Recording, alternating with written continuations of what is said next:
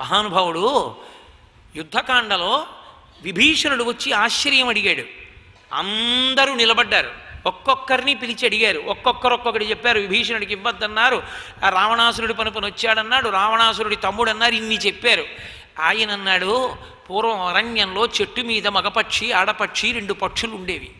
ఆ 2 పక్షులలో ఒక బోయవాడు ఒకరోజు రాత్రి ఆహారం దొరక్క వెతికి గూటికి తిరిగొచ్చి ఆడుకుంటున్నటువంటి ఆ ఆడపక్షి మగపక్షులలో ఆడపక్షి మీద గురిపెట్టి బాణం వేసి కొట్టాడు. ఆ ఆడపక్షి కింద పడి చచ్చిపోయింది. మగపక్షి చూసి గిరికీలు తిరుగుతూ ఉండగానే దాని రెక్కలు లాగేసి కాల్చి తినేశాడు. అదే బోయవాడు ఒకనోడు అరణ్యంలోకి వస్తే విపరీతమైన వర్షం, ఓ చెట్టు కింద అలా కూర్చున్నాడు. కడుపులో ఆకలి, వాన, చలి, చీకటి, ఎక్కడికి వెళ్ళలేక ఒకనాడు 2 పక్షులు కలిసి వినోదిస్తుండగా ఆడపక్షడి తన బాణముల చేత కొట్టినటువంటి చెట్టు కిందకొచ్చి కూర్చున్నాడు.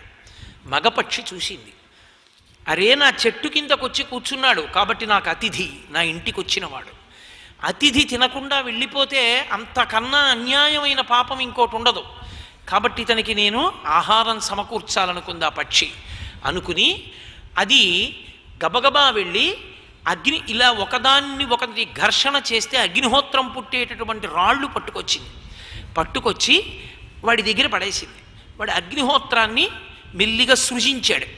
అగ్నిహోత్రం వెలుగుతోంది, ఒళ్ళు కాచుకున్నాడు, కానీ కడుపులో ఆకలి రగిలిపోతోంది. అతని దేహాన్ని రక్షించాను, కానీ అతని ఆకలి తీర్చాలి. ఇప్పుడు నేను ఎక్కడ తేను? మనిషి తినగలిగినంత అన్నం నా చిన్న నోటితో ఎక్కడ తెస్తానని మగపక్షి అందులో పడిపోయింది. ఆ చనిపోయి కాలిపోతున్న పక్షిని బోయవాడు తిని ప్రాణం నిలబెట్టుకున్నాడు.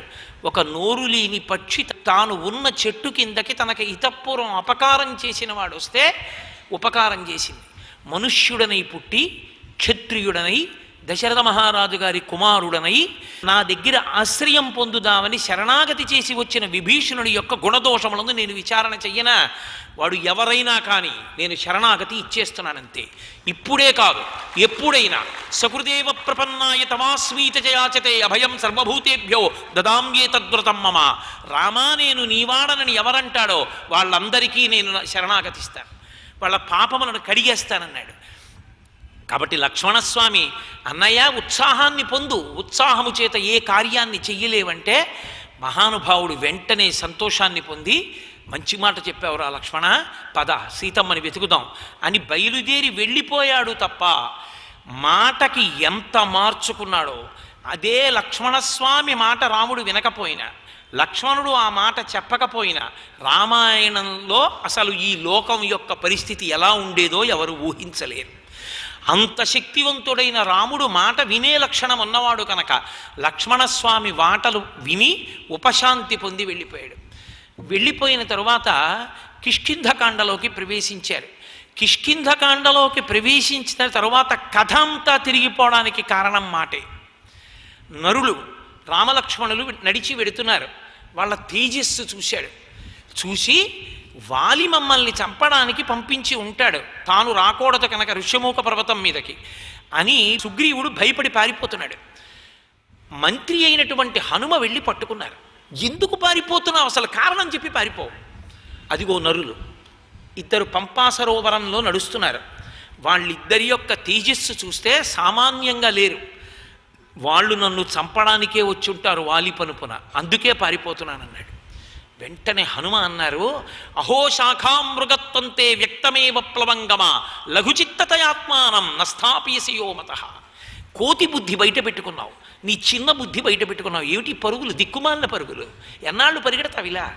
అసలు వాళ్ళు ఎవరు, ఎందుకు వచ్చారు తెలుసుకుని పారిపో, తెలుసుకోకుండా పారిపోతావేంటి అంటే ఎంత పిరికితనాన్ని పొందాడంటే సుగ్రీవుడు. మామూలుగా మనం వెడితే సుగ్రీవుడు ఎక్కడున్నాడని ఏమీ తెలియని వాళ్ళ కనుక్కొని నా దగ్గరికి వచ్చి నన్ను చంపేస్తాడు. అందుకని అసలు ఎటువంటి వాడో చెప్పాలంటే లోకంలో ఒక్కడి దగ్గరే అబద్ధం చెప్పరు. అన్నీ విడిచిపెట్టేసిన వాడు తనంటూ కోరుకునేది లేదు. కాబట్టి కాషాయ దండమాత్రేణ ఇతి పూజ్యో న సంశయ. కాషాయం బట్ట కట్టుకున్నంత మాత్రాన ఇక ఆయన యోగ్యతలు విచారించకుండా నమస్కారం చేస్తాం. ఎందుచేత అంటే ఆయన అన్నిటినీ విడిచిపెట్టాడు. కాబట్టి నువ్వు సన్యాసి వేషం కట్టి వెళ్ళు, ఏ మాటలు చెప్తారో చూసిరా, నేను ఇక్కడి నుంచి చూస్తుంటాను సుమా. అంటే సన్యాసి వేషం కట్టి స్వామి రామచంద్రమూర్తి దగ్గరికి వెళ్ళారు. సర్వం శ్రీ ఉమామహేశ్వర పరబ్రహ్మార్పణమస్తు. స్వస్తి.